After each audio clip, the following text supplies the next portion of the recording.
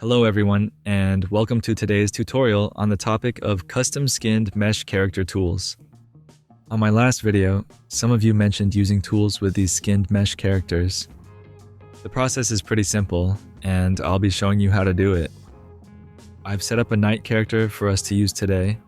If you need help with setting up a skinned mesh character, I will leave a link to my last tutorial on that topic.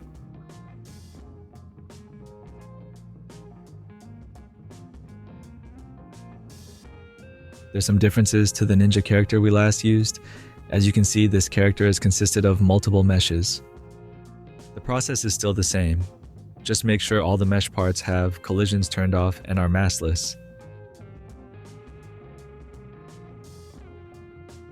Also make sure that your root part with the bone groups is set as the primary part of the character model.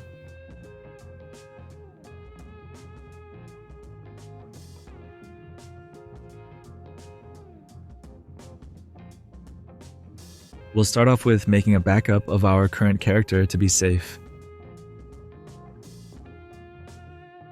Now we pull the character we'll be working on into the workspace.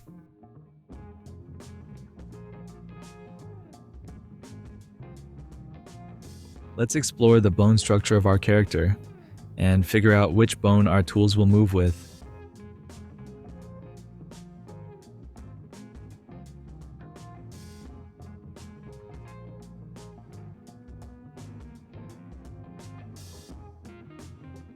This is our target bone, the right hand bone.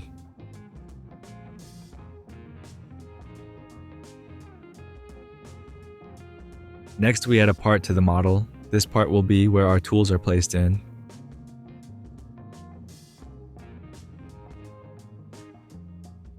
We can move the part closer to our hand bone and scale it down.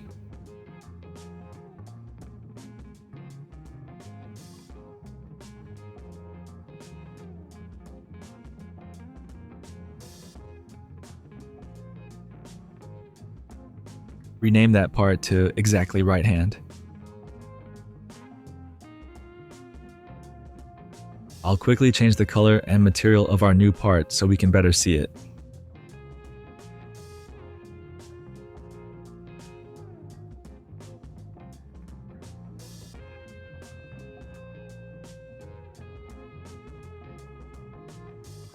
Make sure to set our humanoid type property to R15.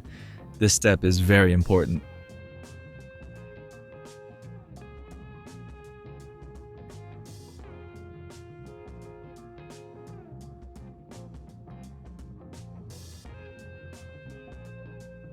Another important step is to turn off collisions for this part, and also make it maskless.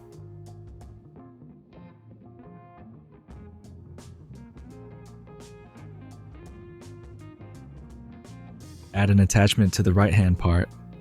You can name it whatever you like.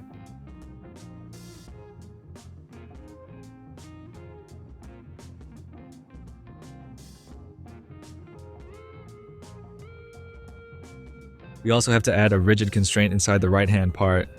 This will move the part relative to our bone.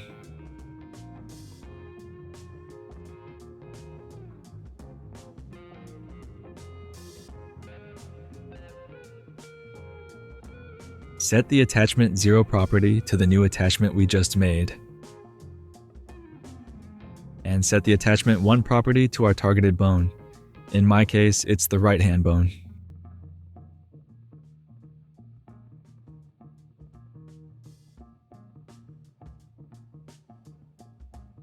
You can now see the part moved inside the character's arm. I'll quickly resize it so we can see it better.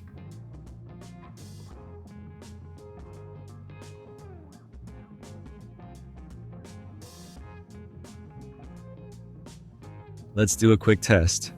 Move the starter character from our workspace into the starter player folder and press play. As you can see, the green cube is moving with our hand.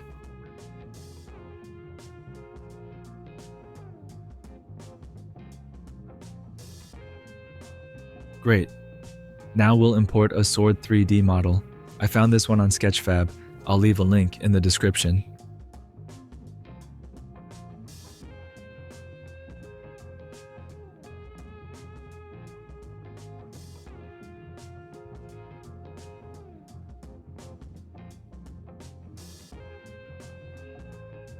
We've got to scale the sword so it fits in our character's hand.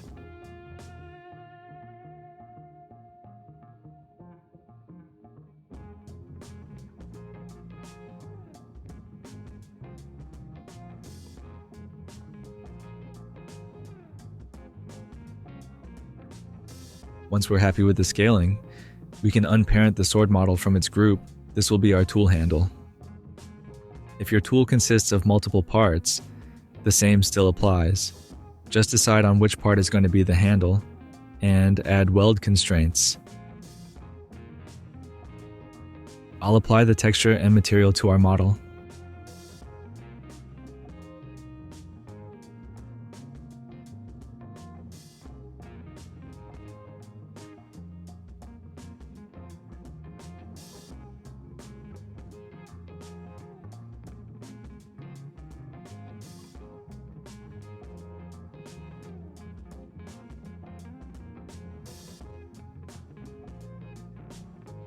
Rename our sword mesh part to exactly handle.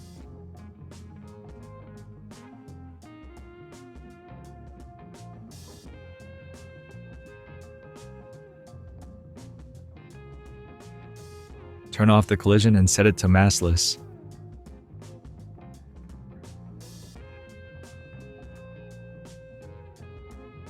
Our mesh is ready. We can now add a tool to the workspace. Pull the handle mesh inside the new tool. And now we move our new tool into the starter pack folder.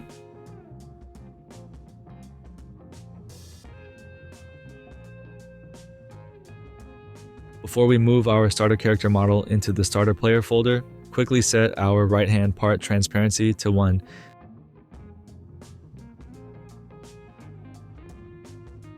Pull our starter character back into the starter player folder. Launch the game, and we've got one final step to do.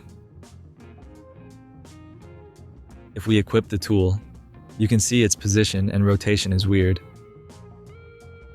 We can fix that by selecting our tool inside the character, and under the grip properties, we change the position and orientation offsets until we have our desired position.